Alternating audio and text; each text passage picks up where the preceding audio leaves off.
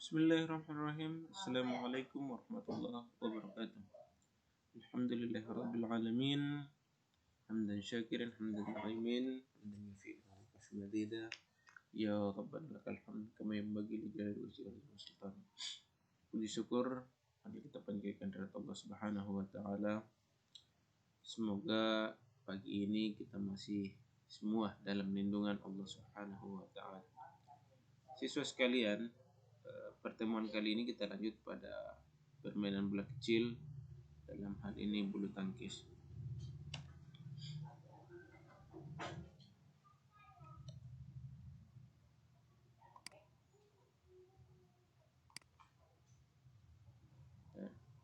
Pengertian dari bulu tangkis itu sendiri yaitu atau yang biasa kita kenal atau yang kita dengar dengan nama badminton adalah suatu olahraga yang menggunakan alat yang berbentuk bulat dengan memiliki rongga-rongga di bagian pemukul ya, dan memiliki gagang. Alat ini dikenal dengan nama raket dengan bola yang disebut dengan shuttlecock atau bulu yang berbulu depannya, yang dimainkan oleh dua orang untuk tunggal atau dua pasang untuk ganda yang saling berlawanan.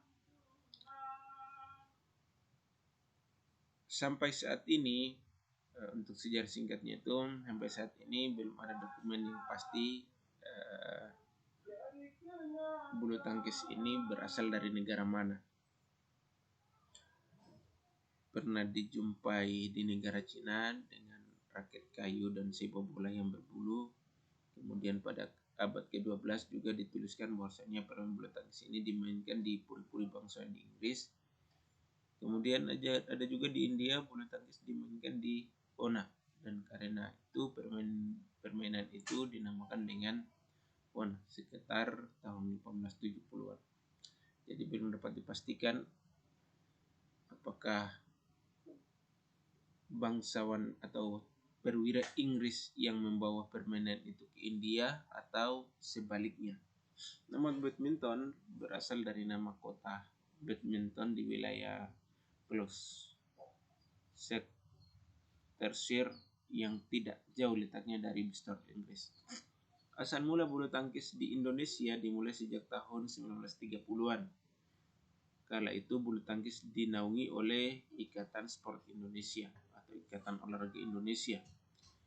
Bulu tangkis ini mulai berkembang di negara kita pasca kemerdekaan, di mana pada tahun 1947 berdiri Persatuan Bulu Tangkis yang dinamakan Persatuan Olahraga Republik Indonesia di Jakarta. Nanti pada tahun 1951 tepatnya tanggal 5 Mei dibentuklah Persatuan Bulu Tangkis seluruh Indonesia sampai hari ini yang disebut dengan PBSI. Perlu adik-adik ketahui, PBSI lahir di tengah gejolak revolusi. Bung Karno menggelorkan nation building.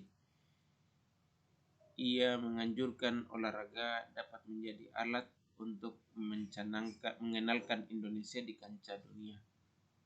Sehingga pada tahun 1963 Soekarno menerbitkan Kepres nomor 263 untuk mencanangkan Indonesia menjadi 10 besar dalam bidang olahraga.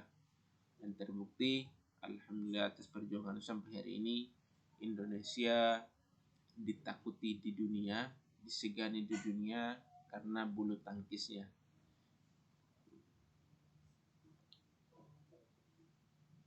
Dengan itu,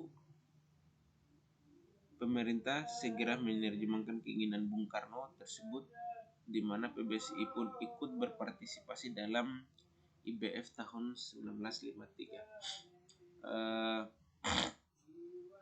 Perlu ada diketahui, IBF ini dulunya adalah salah satu merupakan induk dari olahraga bulu tangkis itu sendiri, yaitu induk di dunia. IBF ini singkatan dari International Badminton Federation. Nanti pada tahun 2006, tepatnya 26 September, IBF ini disepakati berubah menjadi BWF atau Badminton World Federation. Sampai hari ini maka hari ini yang kita kenal itu induk organisasi bulu tangkis dunia adalah BWF. Sudah tidak ada nama IBF karena sejak tahun 2006 itu nama IBF diganti menjadi BWF. Sama halnya dengan permainan lain, bulu tangkis ini punya teknik dasar, itu teknik memegang raket. Jadi tidak sembarang orang dalam main itu, supaya main bagus itu harus ada cara-caranya memegang raket yang baik. Kemudian ada pukulan, kemudian footwork itu langkah kaki, kemudian posisi berdiri, dan terakhir adalah service. Ini adalah teknik-teknik dasar yang minimal kita kuasai untuk mahir bermain bulu tangkis. Oke. Mari kita lanjut. Cara memegang raket itu ada 4 yang sering kita gunakan. Yang pertama itu American grip, atau kita memegang seperti menggebuk kasur. Jadi kita genggam full itu raket, pegang raket. Bisa Anda bayangkan bagaimana caranya orang pegang gebuk kasur itu untuk menggebuk kasur. Begitulah cara memegang Amerika. Kemudian berikutnya ada namanya forehand grip. Forehand grip ini di sisi bat ini yang paling pinggir atas ini, dia tangan itu sejajar dengan bentuk V, terbaliknya tangan. Ini yang umum digunakan hari ini, yaitu forehand grip. Kemudian backhand grip, ini macam-macam pegangan raket.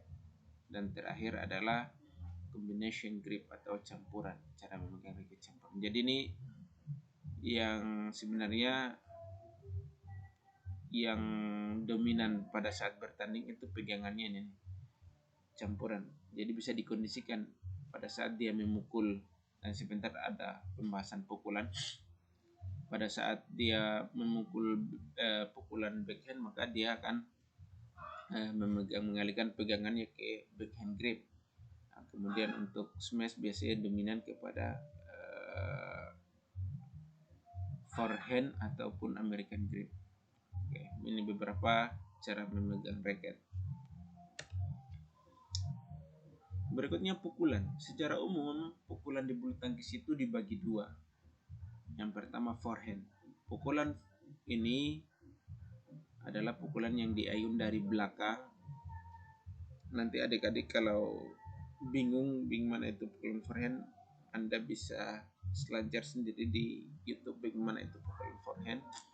Sedikit penjelasan bahwasanya pukulan yang diayun dari belakang badan kita dengan arah depan raket dan telapak tangan itu menghadap shuttlecock atau bola. Berikutnya backhand. Pukulan backhand, pukulan yang diayun dari belakang badan kita dengan arah depan raket dan telapak tangan kita menghadap shuttlecock. Jadi dia dari belakang badan kita. Biasanya ini kalau yang menggunakan tangan kanan, backhand ini dia cenderungnya memukul dari samping kiri badan kita kalau yang menggunakan tangan kanan. Kalau yang menggunakan tangan kiri, samping kanannya pukulan backhand.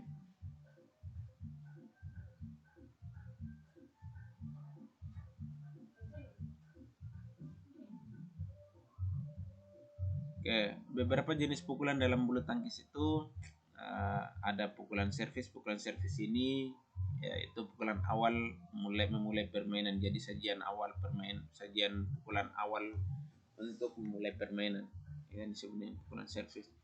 Kemudian netting ini pukulan yang dimainkan di depan net.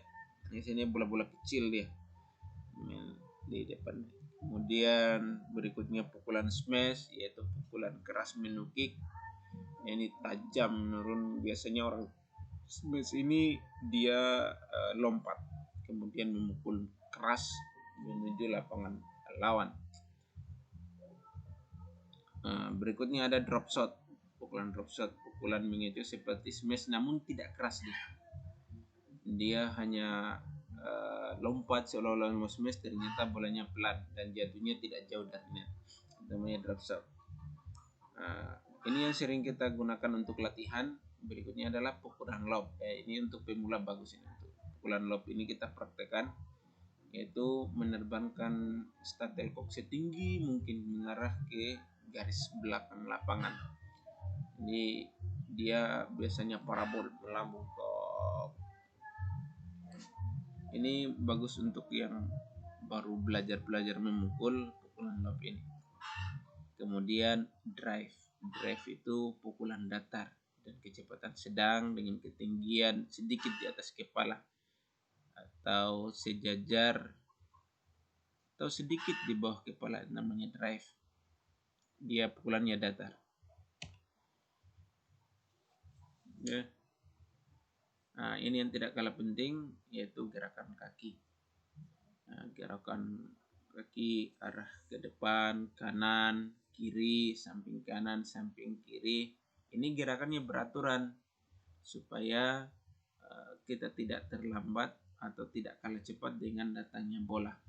Dan ini gerakan kaki ini menentukan bagusnya kita bermain, bagusnya kita dilihat orang bermain, tidak sembarang melangkah, kita melangkah dengan sesuai arah datangnya bola. Dan biasanya orang yang salah melakukan langkah ini ya biasanya terlambat mengambil shuttlecock. Oke, lanjut. Posisi badan pada saat berdiri di lapangan atau berhadapan dengan lawan kita. Posisi badan itu bertumpar kedua kaki kanan dan kiri. Hal ini berlaku pada saat menyerang ataupun bertahan. Ada yang ditekuk atau bengkokkan kedua lutut. Selanjutnya berdiri dengan ujung kaki sehingga pinggang berada posisi tegak.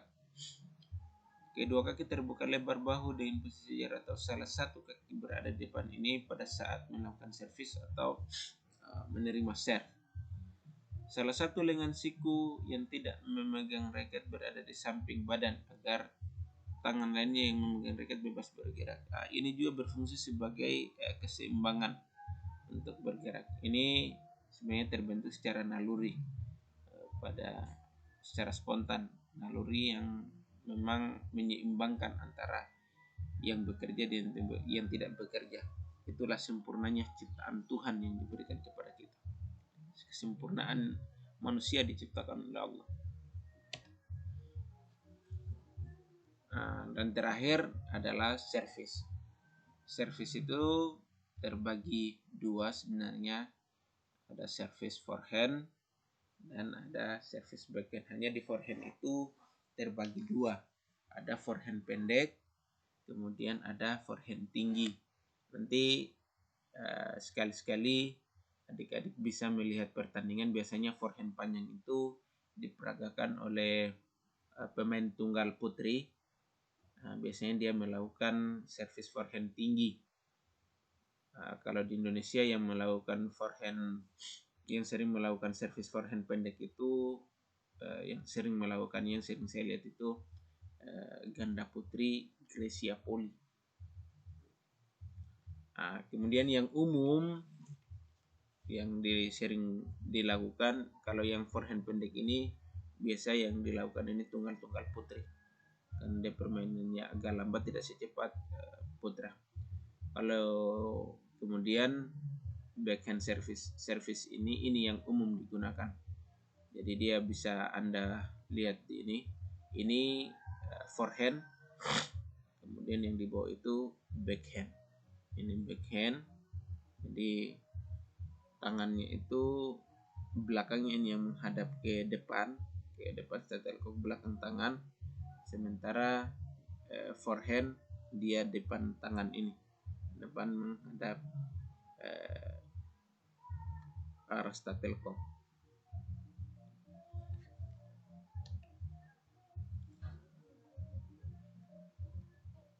Oke, terima kasih.